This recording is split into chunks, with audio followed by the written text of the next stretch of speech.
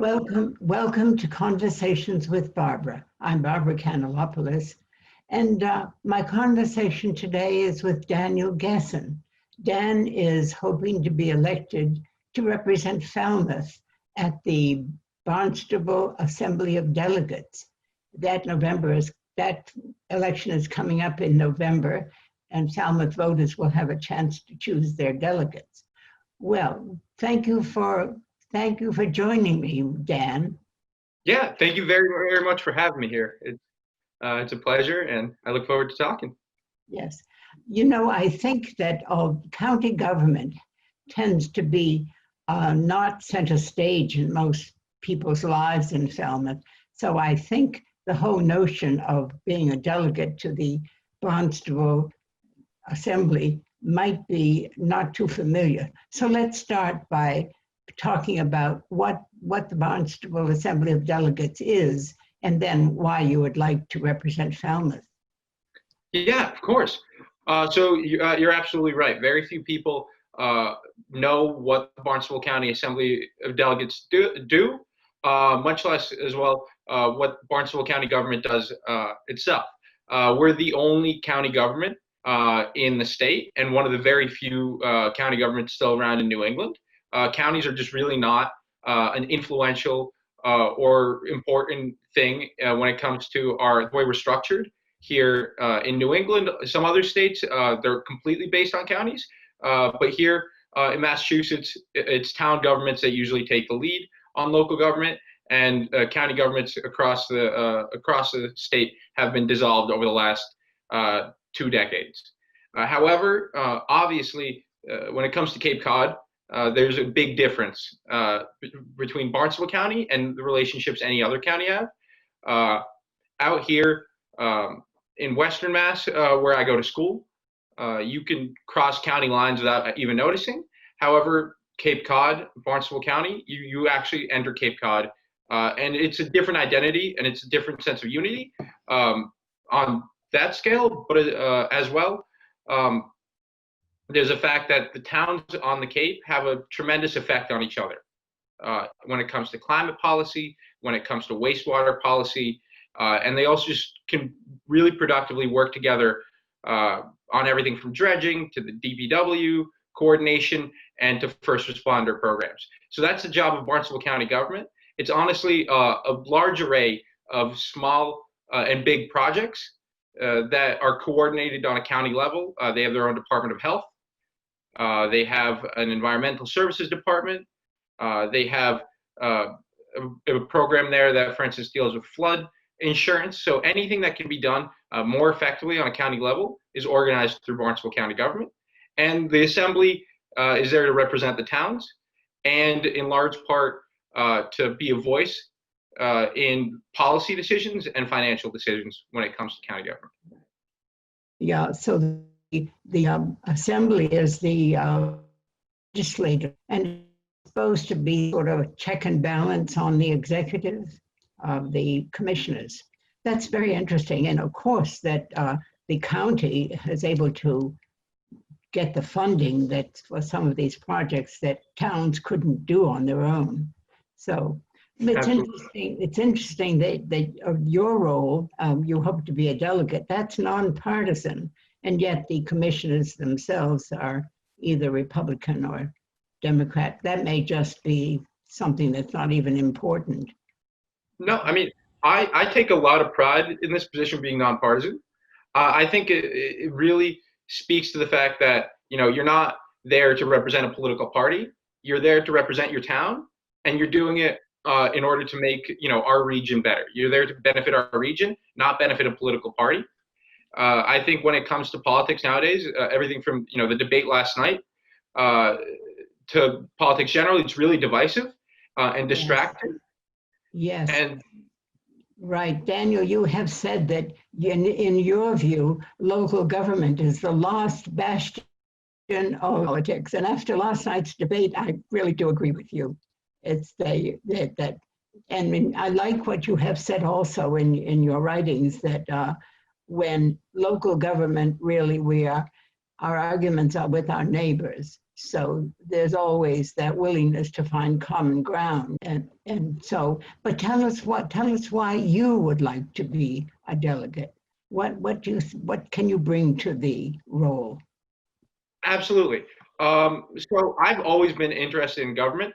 Obviously, I'm younger, but even when I was much younger than now, I've always been interested in government, in large part because my parents were refugees from the Soviet Union, and they were in large part political refugees from the Soviet Union. So they were always very aware of, what bad government is and how lucky we are to have the system of governance that we do have in the United States. Everything from it being a democracy to it being also, a federal style government where local issues get to be dealt with locally, and everything is just not top down. So they never let me take for granted how lucky we are to live here in a country like this. And then around the age of 14, I would always discuss politics and with my friends and my teachers. And one of my teachers, my journalism teacher, got me in touch with a local state senate campaign that was going on in the Outer Cape. So I got involved with that. I was 14, a sophomore in high school. And then I just didn't stop from then. I was on a plethora of campaigns. I interned with Senator Warren, and as well as working on a variety of issues here in Falmouth locally, and being a part of town meeting. And overall, it was really, really enjoyable. But at the same time, I got to see the disproportionate and positive effect that local government has on the community and the people that are in it. And so that really motivated me to want to get more and more involved. And I see that this run for Barnstable Assembly as a part of that. And I think now more than ever, we really need to combat bad policy with good policy and bad politics with common sense and unity. That's really, really interesting. And I applaud your interest in local government, because very often people who are interested in politics don't find that as exciting maybe as national politics. It's a very good beginning. Now, it seems to me that county government also has, and the commissioners and the assembly people are also have a bully pulpit. They can also do more, and also, for example, promote actions toward climate change that's so important here. So it's maybe you can bring something just more than to the role as it's defined now as an assembly person there. So let's hope. Now, voters may be concerned that, pleased that you are young. It's wonderful to see young people entering into politics. It makes us feel as if we've got optimistic for the future. But at the same time, voters are interested in experience. So you have outlined some of the things that you have done. Do you think that you're experienced enough to take on a legislative role? Absolutely. So, I mean, I've definitely at no point, obfuscated the fact that I am a young person. I just turned 20 last month. And I think that's actually a big reason why I would be a benefit to the Barnstable Assembly. Me personally, a big qualification that I see in myself is that, I was born and raised in Falmouth. I really care about the region. I really care about my town. Right now, I'm a student.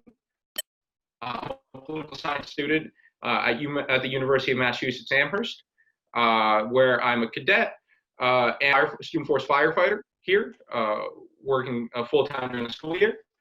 But additionally, I think the real qualifications that qualify someone for a role like this is being competent and having good ideas. I think I have that. In addition, I have a lot to learn. I don't deny that. But then again, anyone that is running for any sort of position and believes that they know everything there is to know about it really should never win a seat like that.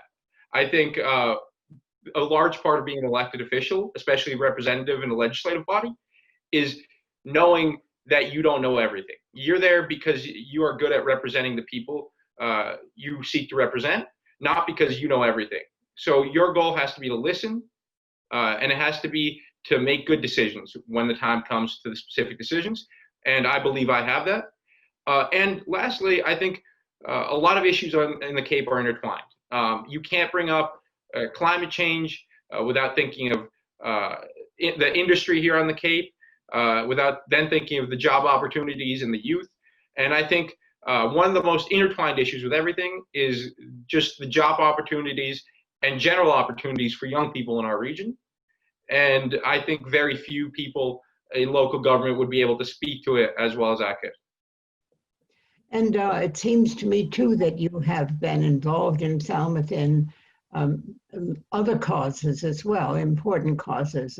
For example, I think that you have lobbied against gun violence. Can you tell us about that and some of your other, the other issues that you've been active in supporting? Sure. Yeah, of course. I think, yeah, as you mentioned, I was involved, in bringing attention to gun violence prevention in our town. I think that was a really important issue, and I think a lot of progress was made then. The state passed red flag laws, and other common sense laws, which allow people and the state to take away weapons temporarily from people who are at a risk to themselves or others, if they're so reported by officials or by a family member, for instance. I think that's a kind of common sense solution that is really invaluable, would never be able to be effectively, created on a federal level, and that's why we have state government. However, in large part, I also want to take the opportunity to say, when it comes to this race, as I brought up, it's a nonpartisan race. So I'm really insistent and hoping to do my part to, in effect, shift the conversation when it comes to the Assembly of Delegates to issues that really affect Falmouth to its core. And I've had luck with that, as well, advocating for different issues here locally and for different representatives to, for instance, the State House. So yeah, I'm happy. We do. Cape residents, all of us, have some serious issues ahead. Clean water is our issues of wastewater, and there are always looming issues. There is that proposed gun shooting range that's questionable. What's your thought? What are your thoughts about that? At the military base. For sure. Yeah, I think that's definitely the headlines. And I think we need to see exactly, it's a shame that we found out about this in such a weird and sudden way, and that Falmouth and other localities weren't part of the conversation when it came to this. In large part, we do live with the military base here in our town, in our region.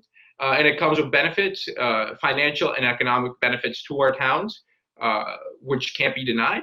But it also comes with the fact that, we do have a military base in our backyard. And a lot of what goes on in that military base has little or no jurisdiction by the towns.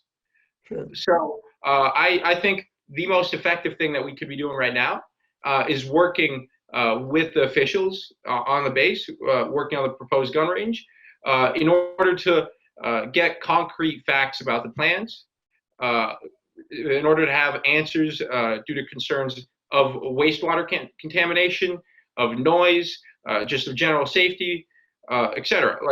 When it comes to military installations and the equipment and procedures that have to happen on them, a lot of the time, obviously, people don't want things like that in their backyard, and that's absolutely understandable.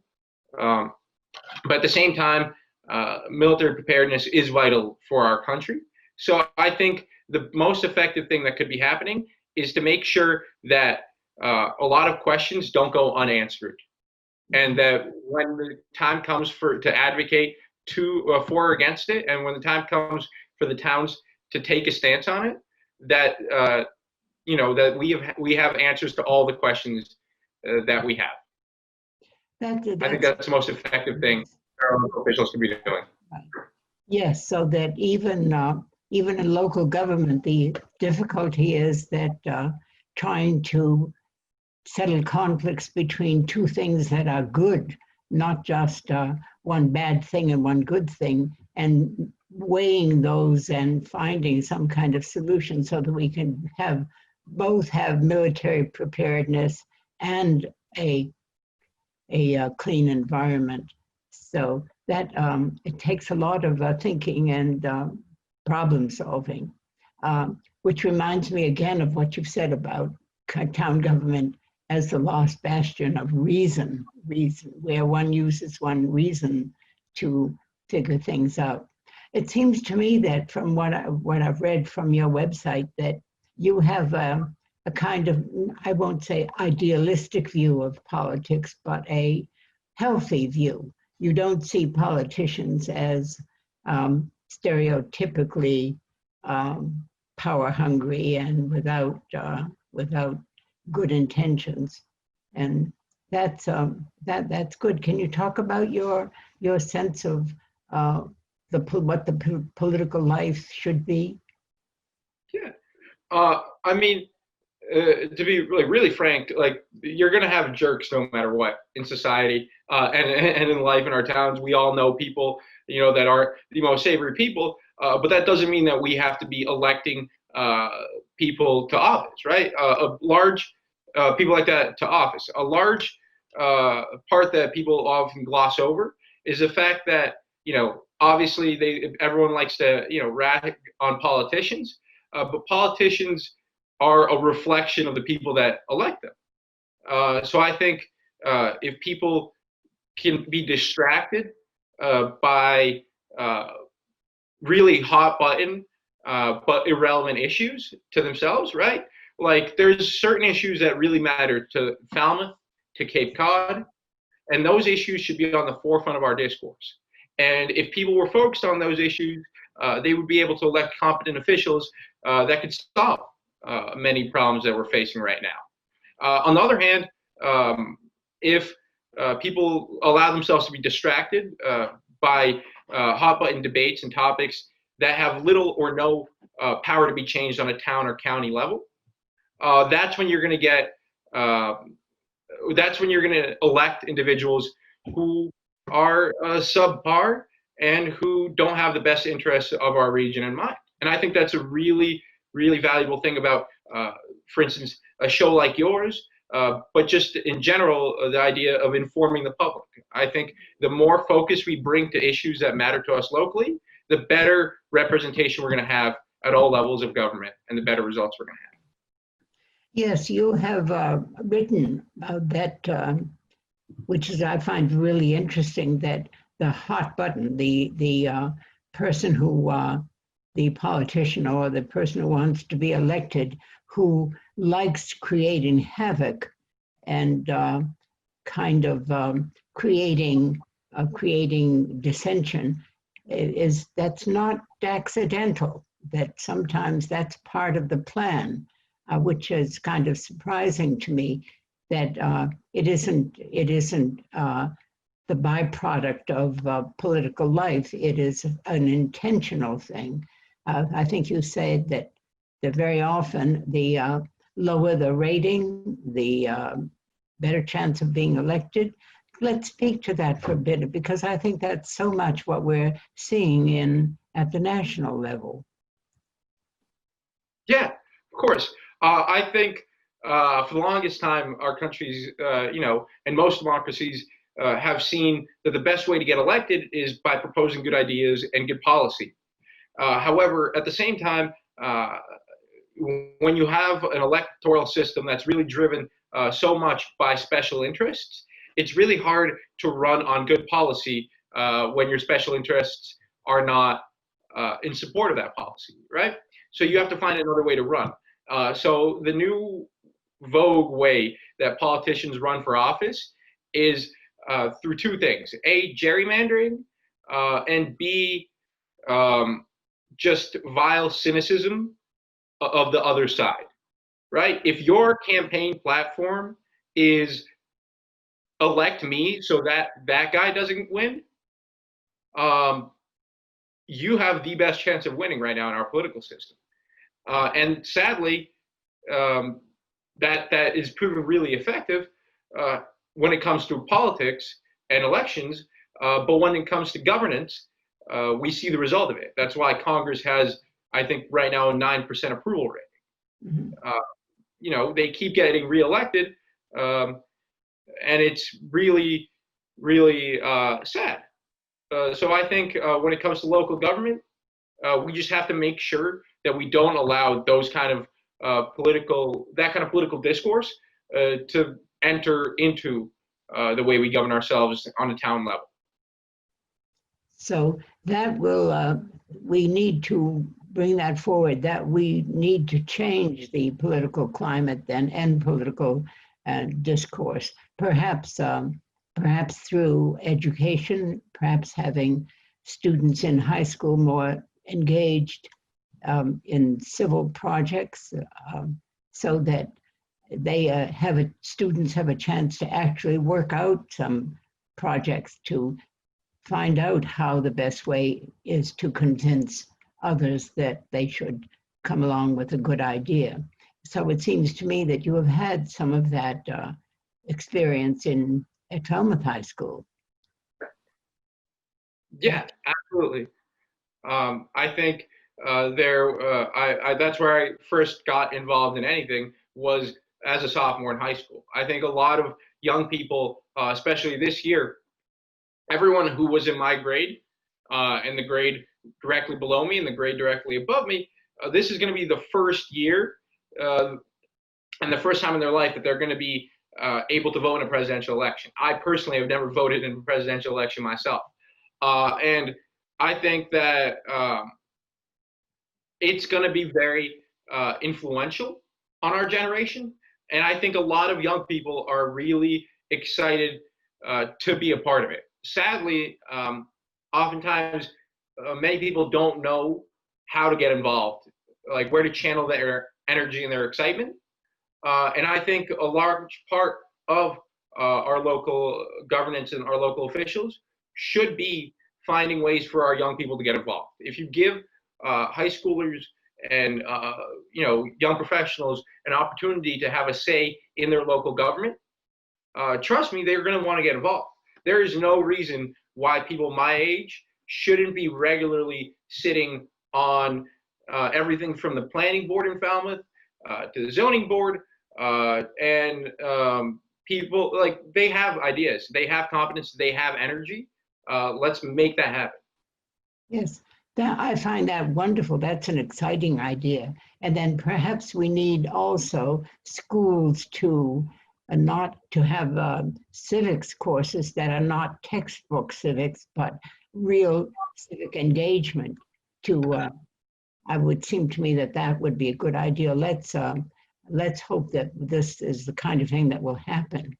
Tell us something about your personal life. What sorts of things about your studies, about your hobbies, something about what you do on your own for leisure activities.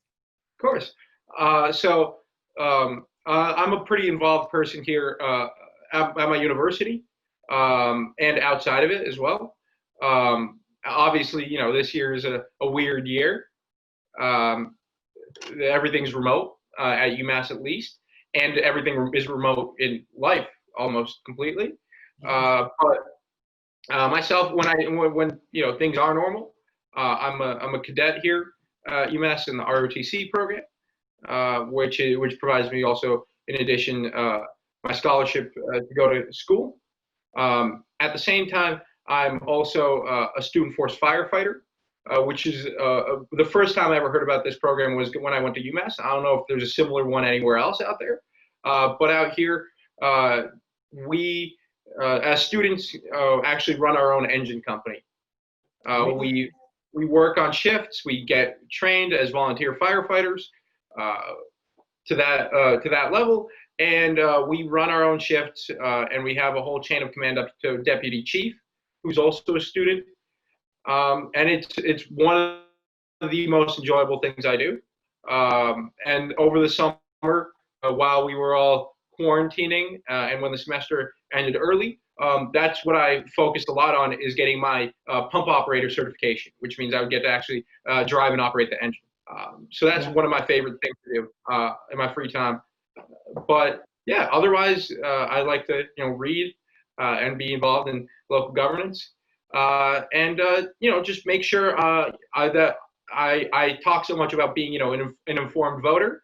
So I definitely make sure that I'm always informed on the issues myself. Yes, and that sounds like a wonderful program. I wonder if other universities have that.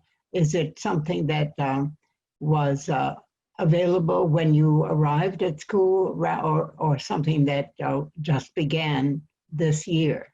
This firefighters. Yeah, so the Engine 3 engine company out here has existed for over 60 years now. I'm pretty sure, maybe a little under that.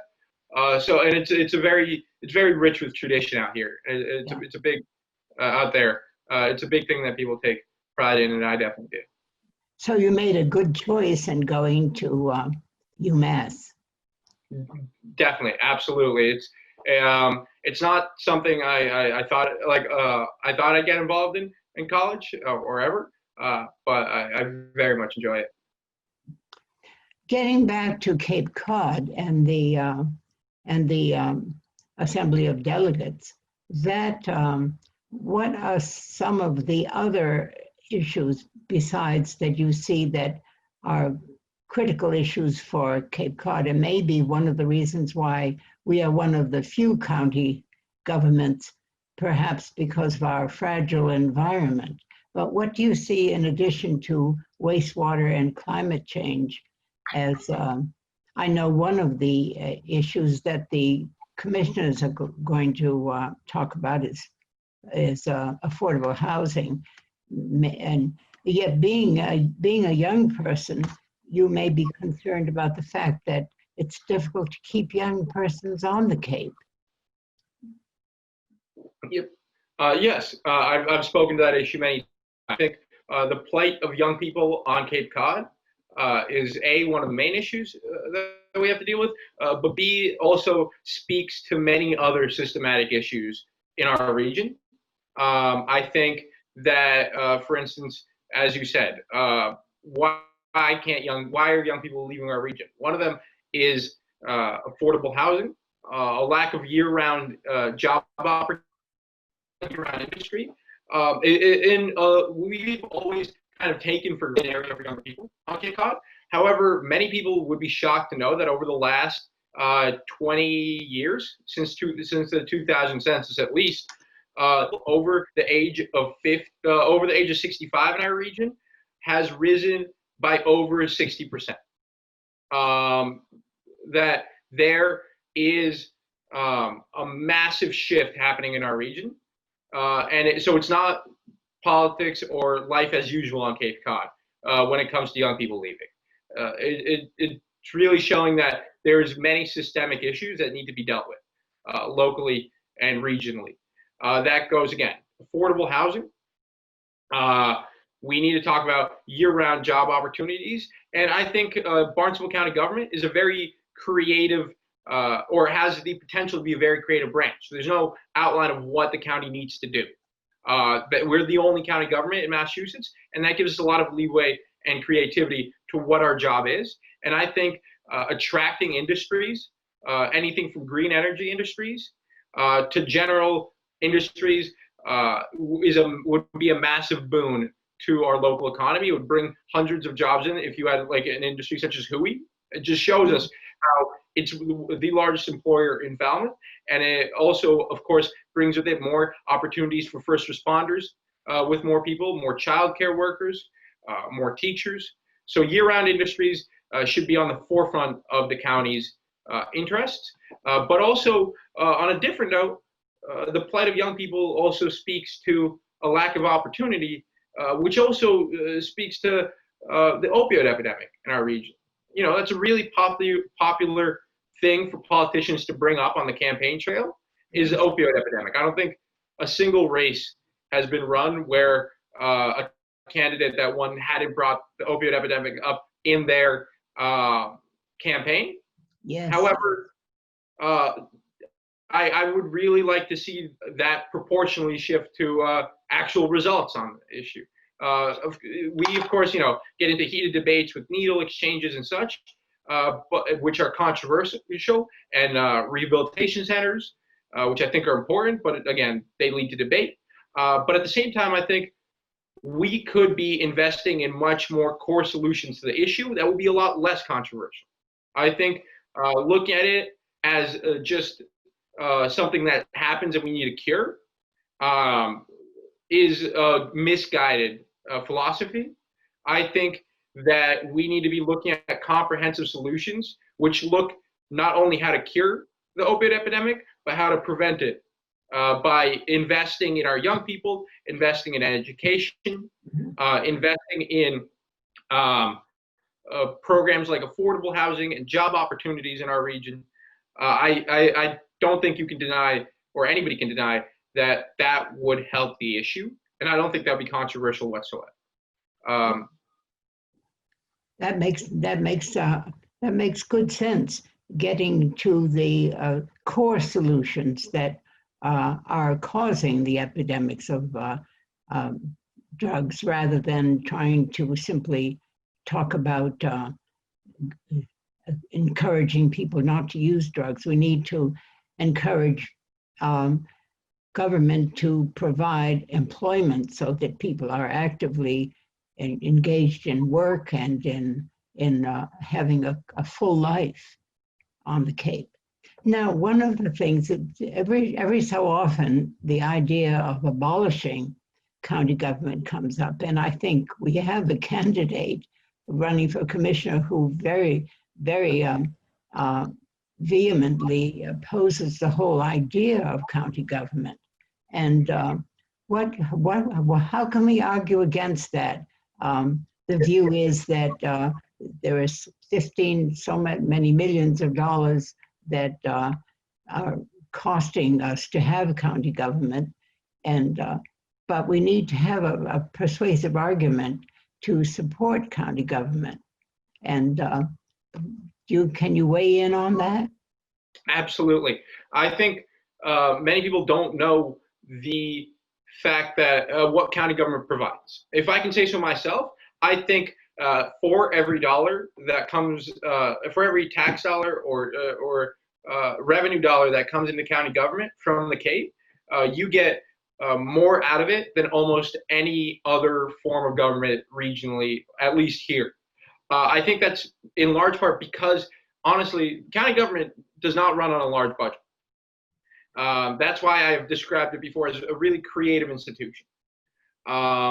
Very few people know that our county government has a Department of Health, which coordinates a variety of healthcare organizations on the Cape, private and public, and they were on top of it when the COVID crisis hit. They were making plans to react to COVID and to test and quarantine and help people get cured prior to any action being taken on a state or federal level. They were doing this in early February and late January. I think additionally, we have the community, the name is escaping right now, but they exist. Their sole purpose is to coordinate amongst the towns to meet certain criteria to lower flood insurance prices for people that live here locally. It's a program that's available for anybody to take part in. However, a lot of towns wouldn't even be aware of it, much less actively going through the steps needed had there not been this position created. Just last week, there was a position created, obviously with the economic crisis right now, to coordinate food banks in our region. these kind of programs oftentimes aren't even funded through direct tax dollars here on our region. Instead, they take advantage of resources that are for the taking from the federal and state governments. So yeah, I think that our county government, we're really lucky to have one, and they exist in order to make things run better. There's no downside to our county government because they collect almost no tax revenue on our towns, and they only need to be there when they're useful. You make a very good case for county government. Yes, very good. And we want to remind viewers that the election is coming right up. You will be on the ballot in November, and so we'll tell viewers that you're hoping to get their vote to be Falmouth's representative to the Assembly of Delegates. And I wish you very good luck. I hope things go well for you, and also that you have a wonderful school year. It sounds as if you're off to a very good start. And so I thank you very much for being on the program.